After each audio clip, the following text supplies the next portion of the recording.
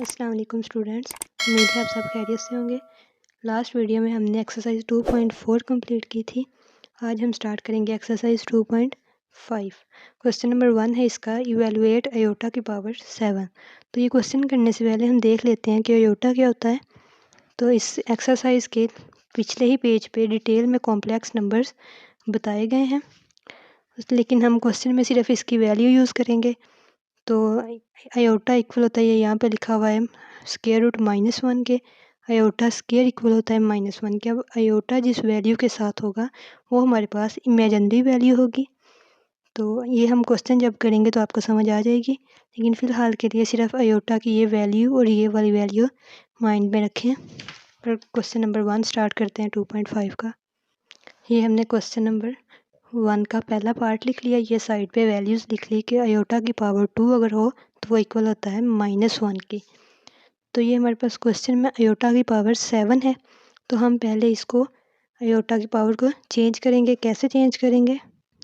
Aorta की power even अलग करेंगे और ऑड अलग करेंगे, क्योंकि ये पावर जो है इवन में है तो उसकी वैल्यू हम फिर पुट कर सकते हैं। जैसे अयोटा की पावर 7 ऑड नंबर है हमारे पास, तो इसका इवन क्या होगा? अयोटा की पावर 6 मल्टीप्लाई अयोटा की पावर 1। ये 1 लिखने की ज़रूरत नहीं है, वैसे समझाने के लिए लिखा है। तो अयोटा की पावर 6 और अयोटा की पावर 1 अगर इसको हम कंबाइन करें तो अयोटा की पावर 6 + 1 7, तो ये वही आ जाता है। अब नेक्स्ट अयोटा की पावर 6 को हम लिख सकते हैं अयोटा की पावर 2 मल्टीप्लाई बाय 3, साथ में ये अयोटा। ये ऐसा क्यों लिखा है? क्योंकि हमें अयोटा स्क्वायर बनाना था ताकि ये वैल्यू पुट हो सके। तो अयोटा की पावर 2 मल्टीप्लाई बाय 3, 3 2 आर 6, तो ये वही बन जाता है। अब यहाँ पे हिंट दे के हम, क्योंकि अयोटा स्क्वायर इक्वल होता है -1 के, तो ये वैल्यू पुट करेंगे -1 की पावर 3 साथ में मल्टीप्लाई बाय अयोटा। अब -1 की पावर अगर 3 डायरेक्ट कैलकुलेटर पे लें तो -1 आता है। कैसे? -1 को हमने 3 दफ़ा मल्टीप्लाई करना है क्योंकि पावर 3 है। तो -1 multiply -1 +1 +1 multiply -1 plus minus minus, तो ये आएगा -1, साथ मल्टीप्लाई हो रहा है अयोटा। तो अब अयोटा को 1 से मल्टीप्लाई करेंगे तो अयोटा साथ में माइनस। ये इसको सिंपल करके इसका आंसर आ गया। नेक्स्ट हम अगर इसमें अयोटा की जगह पे स्क्वायर रूट -1 पुट करें वो भी ठीक है, लेकिन यहाँ तक क्वेश्चन का आंसर बुक के साथ मैच करता है। अगर यहाँ से समझ ना आए तो किसी भी ये अगर माइनस हो ब्रैकेट में और उसकी पावर अगर इवन हो तो आंसर हमेशा पॉजिटिव आता है, और अगर माइनस की पावर ऑड हो तो हमेशा आंसर नेगेटिव आता है। नेक्स्ट क्वेश्चन है अयोटा की पावर 50। अब ये पहले से ही इवन है तो हम इसको अयोटा की पावर 2 मल्टीप्लाई 2 को किससे मल्टीप्लाई करेंगे तो 50 आएगा 25 से। अयोटा 2 ज़र अयोटा की पावर 2 मल्टीप्लाई 25, 25 मल्टीप्लाई 2 50। तो अयोटा स्क्वायर किसके इक्वल होता है? -1 की पावर 25। तो अब -1 की पावर 25 प्लस आएगी या माइनस, इसे डायरेक्ट कैलकुलेटर पे भी देख सकते हैं, वरना -1 की पावर अब 25 इवन नहीं है, ये ऑड है। जुफ्त और ताक वाला इवन नहीं है, ये ऑड पावर है, तो इसका मतलब इसका आंसर -1 आएगा। नेक्स्ट देखते हैं, थर्ड पार्ट है अयोटा की पावर 12। अब 12 को कैसे करेंगे? अयोटा की पावर 2 मल्टीप्लाई 6, 2 6 आर 12, तो अयोटा स्क्वायर की जगह -1 आ जाएगा और बाहर 6 आ जाएगा, तो ये सेम। नेक्स्ट है माइनस अयोटा की पावर 8, ये कर लेते हैं माइनस अयोटा की पावर 8। इसको हम लिख सकते हैं -1 मल्टीप्लाई अयोटा, क्योंकि इसको मल्टीप्लाई करेंगे तो ये माइनस अयोटा ही आएगा और बाहर ब्रैकेट में पावर 8। अब ये पावर -1 की भी है और अयोटा की भी, तो इसको अलग अलग लिखते हैं -1 की पावर 8 मल्टीप्लाई अयोटा की पावर 8। अब -1 की पावर इवन में है तो इसका आंसर +1 आएगा, मल्टीप्लाई अयोटा की पावर 2 मल्टीप्लाई 2 4 ज़ार 8 होता है, तो 2 4 ज़ार 8। अब अयोटा स्क्वायर ये 1 से मल्टीप्लाई करके वही आएगा, तो अयोटा स्क्वायर इक्वल होता है -1 के, साथ में पावर आ गई 4। अब फिर -1 की पावर इवन है तो इसका आंसर +1 आएगा, और यहाँ पे ये वैल्यू पुट करेंगे तो साथ में हिंट दे देंगे कि अयोटा स्क्वायर इक्वल होता है -1 के। 5 पार्ट है माइनस आयोटा की पावर 5। अब माइनस आयोटा की पावर 5 है, पहले तो पावर को इवन करना है, तो माइनस आयोटा की पावर 4 मल्टीप्लाई माइनस आयोटा। कुछ नहीं लिखा, इसका मतलब पावर 1 है, तो अगर इसको हम सम अप करेंगे तो 4 + 1 5 ही आएगा। सॉरी, अगर माइनस, जी बिल्कुल ठीक है। अब अगेन माइनस आयोटा है, तो इसको पहले हम कर लेते हैं -1 मल्टीप्लाई आयोटा की पावर 4 मल्टीप्लाई माइनस आयोटा।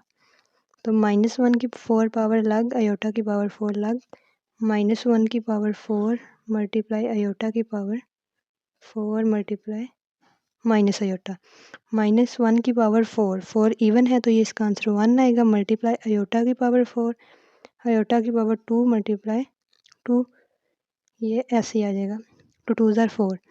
अब आयोटा स्क्वायर इक्वल होता है -1 के, तो ये आ जाएगा 1 मल्टीप्लाई -1 की पावर 2 मल्टीप्लाई माइनस आयोटा। -1 की पावर इवन है, तो ये 1 आएगा, मल्टीप्लाई माइनस आयोटा। इन सबको माइनस आयोटा से मल्टीप्लाई करेंगे तो आंसर आएगा माइनस आयोटा। 1 1 ज़ार 1, और 1 से किसी भी चीज़ को मल्टीप्लाई करते हैं, किसी भी नंबर को, तो वो आंसर नंबर इटसेल्फ आता है, तो ये इसका आंसर। इस क्वेश्चन नंबर 1 का लास्ट पार्ट है आयोटा की पावर 27। इसको पहले 26 लग और एक आयोटा अलग कर लेंगे, फिर 2 आयोटा की पावर 2 मल्टीप्लाई 13, 13 2 ज़ार 26 होता है। इसी तरह ये सॉल्व हो जाएगा। अगर समझ ना आए तो आप पूछ सकते हैं। क्वेश्चन नंबर 2 है right the conjugate of the following numbers. ये नंबर्स हमें दिए गए हैं, हमने इसका कॉन्जुगेट फाइंड करना है। अब कॉन्जुगेट कैसे फाइंड करते हैं? फॉर एग्जांपल हमारे पास पहला था 2 + 3 आयोटा क्वेश्चन, तो हमने सपोज कर लिया ये z के इक्वल है। अब इसमें 2 जो आयोटा के बगैर वाला है, इसे हम रियल नंबर कहते हैं, जिसके साथ आयोटा हो उसे हम इमेजिनरी नंबर कहते हैं। तो कॉन्जुगेट कैसे फाइंड करते हैं? अगर हमने z को कॉन्जुगेट निकालना है तो ये आ जाएगा z कॉन्जुगेट, z के ऊपर लाइन लगाएंगे, z कॉन्जुगेट इक्वल आएगा 2 - 3 आयोटा। जो आयोटा वाला नंबर होगा उसके साथ जो साइन होगा उसे हम चेंज करेंगे। अगर प्लस होगा तो वो माइनस हो जाएगा, माइनस होगा तो वो प्लस हो जाएगा। तो ये z का कॉन्जुगेट। सेकंड पार्ट देखते हैं। सेकंड पार्ट है 3 - 5 आयोटा, उसे भी z के इक्वल सपोज कर लिया। ये कुछ भी सपोज कर सकते हैं, अपनी मर्जी है। तो इसको कॉन्जुगेट लेंगे तो z का ये कॉन्जुगेट इक्वल, ये real number as it is, ये -5 आयोटा था तो ये आ जाएगा +5 आयोटा। इसी तरह नेक्स्ट क्वेश्चन माइनस आयोटा है सिर्फ, तो ये प्लस आयोटा आ जाएगा इसका कॉन्जुगेट। -3 + 4 आयोटा, तो इसका कॉन्जुगेट आएगा -3 ऐसे ही, ये प्लस है तो ये -4 आयोटा।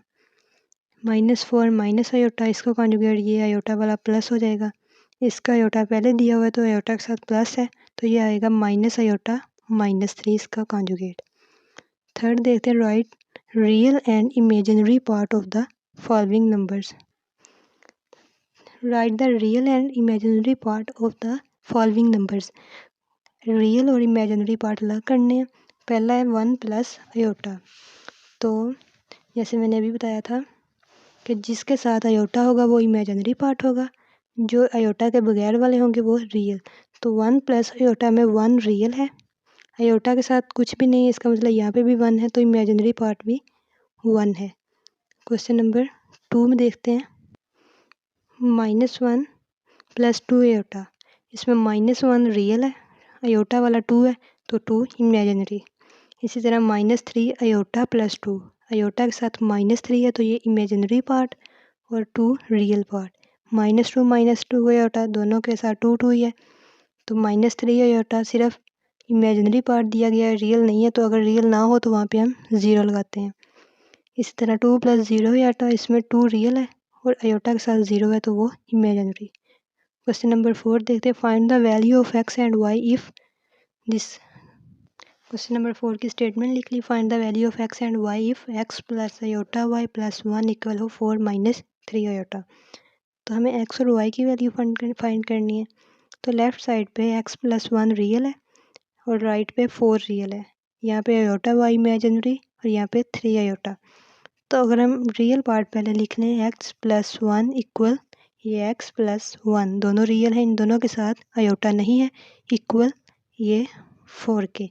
तो यहाँ से x इक्वल आ जाएगा 4, ये +1 था, दूसरी साइड पे जाके -1, तो x इक्वल आ जाएगा 4 - 1 3। इसी तरह अगर इमेजिनरी पार्ट लिखने हो तो वो है y, इस साइड पर योटा के साथ वाली y इक्वल, यहाँ पे योटा के साथ है -3, तो सिंपल y इक्वल आ गया -3 और x हमारे पास था 3। तो यहाँ तक एक्सरसाइज बिल्कुल सिंपल सी थी। शॉर्ट क्वेश्चन के लिए एक्सरसाइज 2.5 कंप्लीट हो जाती है। अगर कोई समझ ना आए तो आप पूछ सकते हैं। नेक्स्ट वीडियो में हम 2.6 स्टार्ट करेंगे।